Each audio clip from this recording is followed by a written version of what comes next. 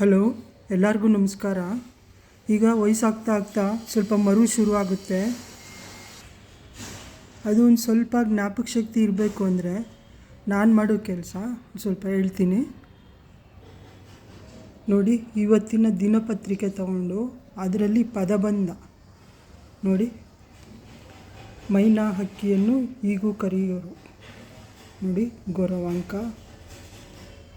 ಮತ್ತು ಮೇಲಿಂದ ಕೆಳಗಡೆ ನೋಡಿ. ನಿದ್ರಿಸುವಾಗ ಉಸಿರಾಟದಿಂದಾಗುವ ಶಬ್ದ. ಗೊರಕೆ ಇದೆ ಮತ್ತು 6 ಇಂದ 7 ನೋಡಿ. 6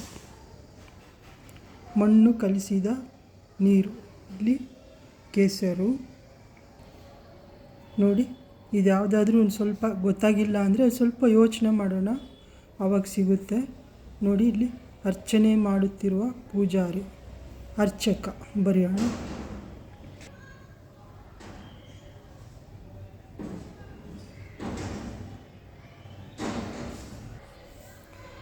ನೋಡಿ, ಈ ರೀತಿ ಬರೀರಿ.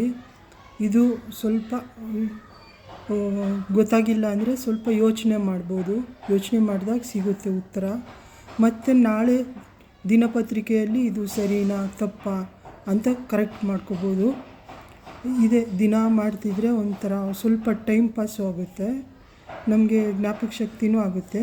ನಾವು ಇದು ಮಾಡ್ತಿದ್ದೀವಲ್ಲ ಈ ಥರ ಅಂತ ನಮಗೂ ಒಂದು ಖುಷಿ ಆಗುತ್ತೆ. ಮಾಡಿ ನೋಡಿ. ನನಗೆ ಸಬ್ಸ್ಕ್ರೈಬ್ ಮಾಡಿ ದಯವಿಟ್ಟು.